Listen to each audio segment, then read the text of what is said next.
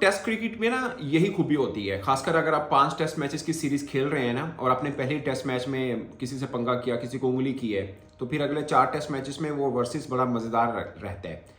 पहले test match में Perth में बड़ी ज़बरदस्त बैटिंग की जायसवाल ने, मगर you are coming too slow, you are bowling too slow के बाद अब मिचेल स्टार्क अपने आप में आ गए हैं। अगरचे उन्होंने एक पॉडकास्ट में इस वाक़े के बारे में जिक्र भी किया, उसके ऊपर बात बाद में होगी, मगर मिचेल स्टार्क आज बिखरे हुए शेर की तरह मैदान में उतरे हैं और कमाल बॉलिंग किया उस बंदे ने। अगरचे रिशस आप स्पेल देखें, जसप्रीत बुमराह का बहुत ज़बरदस्त शानदार रहा, बट ऑफ कोर्स ज़्यादा विकेट नहीं वो ले पाए, मगर ऑल टुगेदर आज का दिन मिचेल स्टार्क के नाम है। जो ज़बरदस्त उन्होंने बॉलिंग की है, खासकर पहली बॉल में, यानी स्टार्टअप पहली ही बॉल के अंदर। अच्छा वैसे मज़े की बात है, जब बुमराह का मैंने जिक्र किया ना, बुमराह ने जो विकेट ली थी ख्वाजा की, वो शायद उनको उस स्पेल का आखिरी बॉल होता, उसके बाद चेंज होता, फिर दोबारा बॉलिंग की बारी आती, वो लास्ट बॉल था उनके स्पेल का, बज़ाहिर ऐसा लग रहा था। मगर दिन का आगाज़ पहली बॉल पे विकेट का, और वो भी उसका जो कह रहा था कि you are bowling very slow. पता इज़ अ वंडरफुल बैट्समैन, इसमें कोई शक नहीं है। मैं यही कह रहा हूँ, टेस्ट में यही खूबी है, आप किसी के साथ पंगा लिया नहीं हो, खासकर सीरीज के स्टार्टअप में ले लिया, और ऐसी सीरीज के स्टार्टअप में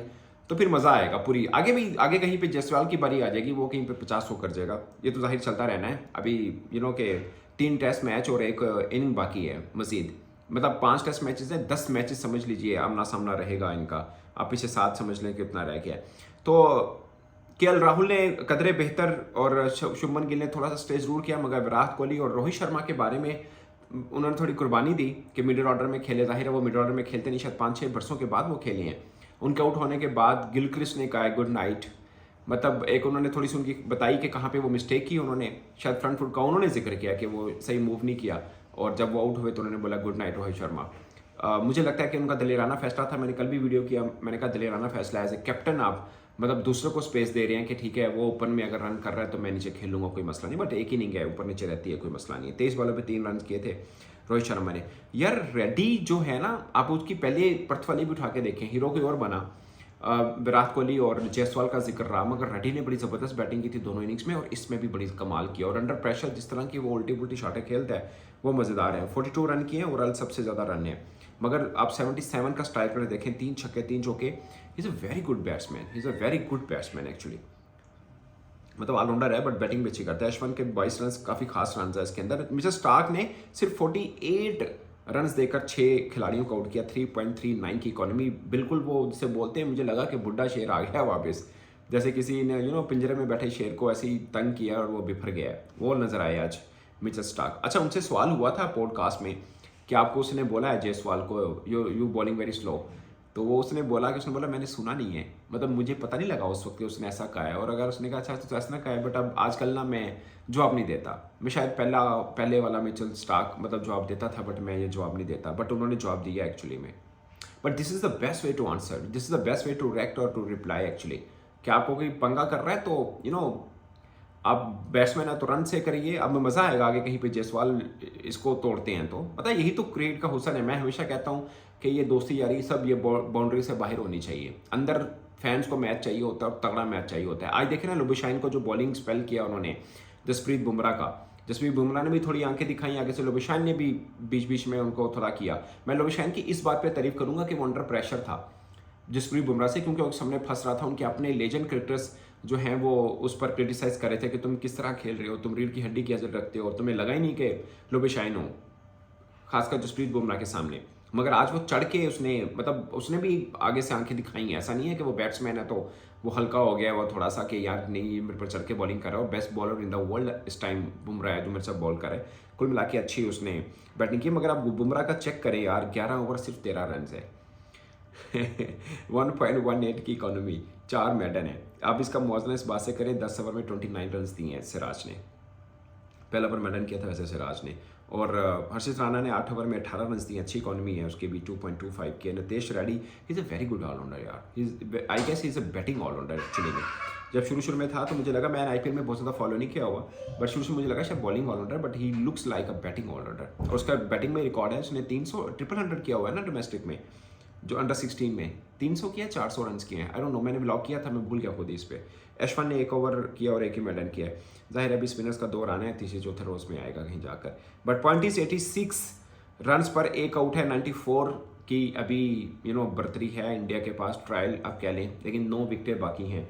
यहाँ पर ऑस्ट्रेलिया मुझे लगता है कोई 150 रन कर गया ना ऊपर, तो इंडिया के लिए मुश्किल पड़ जाएगा और मैच मुझे लगता है कि फिर 5 ओवर्स में शायद ना जा पाए। अगर ऑस्ट्रेलिया ने 150-200 रन ऊपर कर लिए, मतलब इंडिया पूरी अहलियत रखता है एडिलेड ग्राउंड में वापसी की। ये एशियन टीमों के लिए अच्छा ग्राउंड माना जाता है, मगर पिंक बॉल में ऑस्ट्रेलिया का रिकॉर्ड बहुत शानदार है और मिचेल स्टार्क का रिकॉर्ड बहुत ही शानदार है। और मजे की बात है फर्स्ट 5 आ गया इंडिया मिचेल स्टार्क का, मगर पिंक बॉल में उसका रिकॉर्ड बहुत अच्छा है। उसकी थोड़ी मैच देख रहा था स्टार स्पोर्ट्स के ऊपर, उसकी स्विंग भी थोड़ी डिफरेंट होती है बाकी बॉल्स की निस्बत। ऑफ कोर्स वो डिफरेंट होती भी है, बट इसकी थोड़ी निस्बतन और बहुत ज़्यादा डिफरेंस है इसका पिंक बॉल का। बट इसमें मिचेल स्टार्क एक डिफरेंट नज़र आए हैं बॉलर आज। मैक्स स्विनी आज अच्छा खेले हैं, 38 रन किए उन्होंने, 39 के स्ट्राइक रेट बहुत हल्का है, 29 का स्ट्राइक रेट लुबे शाइन का। और ये ऑस्ट्रेलिया का स्ट्राइक रेट बहुत तगड़ा होता है टेस्ट के अंदर, ऐसा नहीं होता इनका, मगर इसमें है। अच्छा, उस्मान ख्वाजा के बारे में बहुत से लोग जानते होंगे। ये जो बॉर्डर गावस्कर ट्रॉफी शुरू नहीं हुई थी उससे पहले टेस्ट में कभी मैंने पढ़ा था एक जगह पे, if I am not wrong, कि उस्मान ख्वाजा को कभी बुमराह ने आउट नहीं किया, मगर अब तक 2 बार आउट कर चुके होंगे।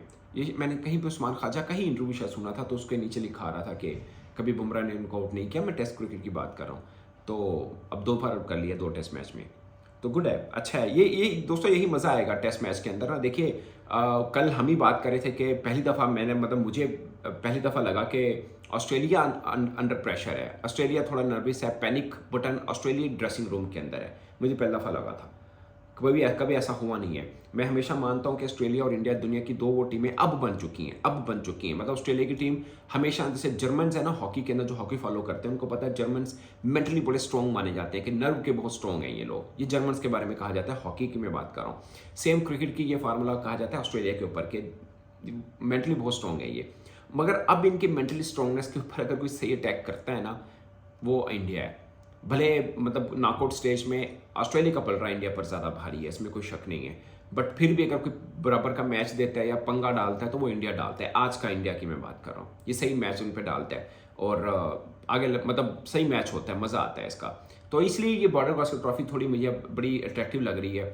डिपेंड करता है कौन सी टीम कितने पीक पे क्रिकेट खेल रही होती है। ओवरऑल मेरे से बात मतलब मेरी अपनी ज़ाती राय है कि टेस्ट क्रिकेट में सबसे बड़ी सीरीज जो है वो एशियस ही है, इसमें कोई शक नहीं है। भले इंडिया पाकिस्तान की भी शुरू हो, बट अगर करंट वैल्यू की बात करेंगे तो इंडिया पाकिस्तान से बढ़ के कोई नहीं, और करंट वैल्यू की बात करेंगे अब जो पॉसिबल हो रही है, ज़ाहिर है वो तो पॉसिबल नहीं है, वो मुझे लगता है कि बॉर्डर गावस्कर ट्रॉफी ही है जो जितना जिसका इतना एक ग्लैमर बना हुआ है, इतना इसकी फाइनेंशियल वैल्यू बन चुकी है, कमर्शियल वैल्यू बन चुकी है, डिजिटल आई बॉल्स बन चुके हुए हैं, इसके बराबर में कोई और सीरीज़ है नहीं और हो भी नहीं सकती एट द मोमेंट में। अगले 5, 7, 10 साल की भी अगर बात करें, अगर इंडिया पाकिस्तान मैच नहीं होता, ऑफ कोर्स अगर इंडिया पाकिस्तान टेस्ट मैच होता है, ये बॉर्डर गावस्कर ट्रॉफी को पाकिस्तानी भी काफ़ी देख रहे होते हैं। ज़ाहिर इंडिया की क्रिकेट पाकिस्तान फॉलो करता है, जैसे पाकिस्तान की क्रिकेट इंडिया फॉलो करता है। बहुत से मैं लोग देखता हूँ पाकिस्तान क्रिकेट को फॉलो कर रहे होते हैं, सेम है। मगर ये एक कॉम्पिटिटिव क्रिकेट है, लाइक ऑस्ट्रेलिया में हो रही है, इसका एक अपना ही जोम होता है। बहुत से पाकिस्तानी फ़ैन भी जाकर वहाँ पे एडिलेड में देख रहे हैं, इससे पहले उन्होंने पर्थ में भी देखा था। सेम मैंने पाकिस्तानी टेस्ट सीरीज़ कवर की थी ऑस्ट्रेलिया में, तो बहुत से इंडियन आए थे वहाँ पे कवर करने। इवन के न्यूजीलैंड के अंदर जब पाकिस्तान न्यूजीलैंड की सीरीज़ थी, बहुत इंडियन फैमिलीज आई थी, वो तो क्रिकेट को एंजॉय करने आते हैं। तो इस तरह का सीन है।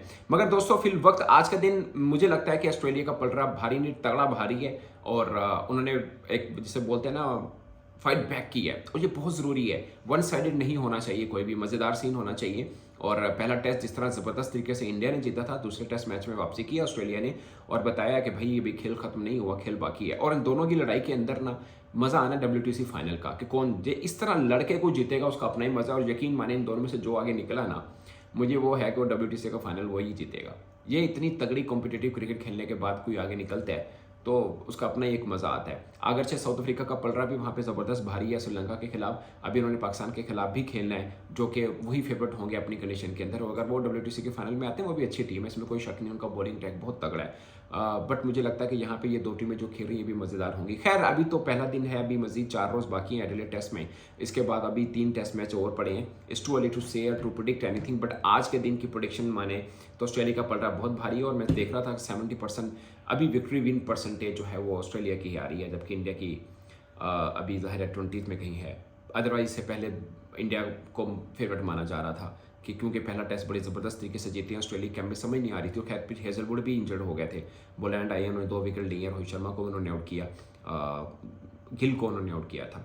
तो कुल मिला के एक मज़ेदार किस्म का फर्स्ट डे हुआ। ऑफ कोर्स इंडियन फैंस को बहुत ज़्यादा पसंद नहीं आया होगा, खासकर मिचेल स्टार्क का आज का दिन जो एक जिससे बोलते हैं ना विपरीत शेर की तरह वो आज उन्होंने बॉलिंग की है। बट क्रिकेट फैंस को बहुत मज़ा आया होगा देख के ओवरऑल कि एक कॉम्पिटेटिव क्रिकेट देखने को मिली। इंडिया ने बॉलिंग बहुत ज़बरदस्त की, अच्छे विकेट से फेंक ले पाए, खासकर बुमराह का स्पेल बहुत शानदार था। तो कल मिलते हैं दोस्तों, कल के दिन में कौन कितनी बाजी लेके जा सकता है। No one knows. Test cricket में यही है, एक अच्छा स्पेल चाहिए होता है मैच में वापस आने के लिए। फर्ज किया कल आप आते ही इंडिया पहले स्पेल के अंदर ही ऑस्ट्रेलिया के 2-4 फटका देता है, तो यू नो कि नो वन नोस का गेम दोबारा बराबर आ जाए, क्योंकि इससे पहले इंडिया ने कर दिखाया हुआ है, पर्थ के अंदर सेम स्टोरी थी। इस पर दोस्तों अपनी राय कमेंट बॉक्स में जरूर बताएगा। मेरी तरफ से इतना ही, इजाजत दीजिए, अल्लाह हाफिज़।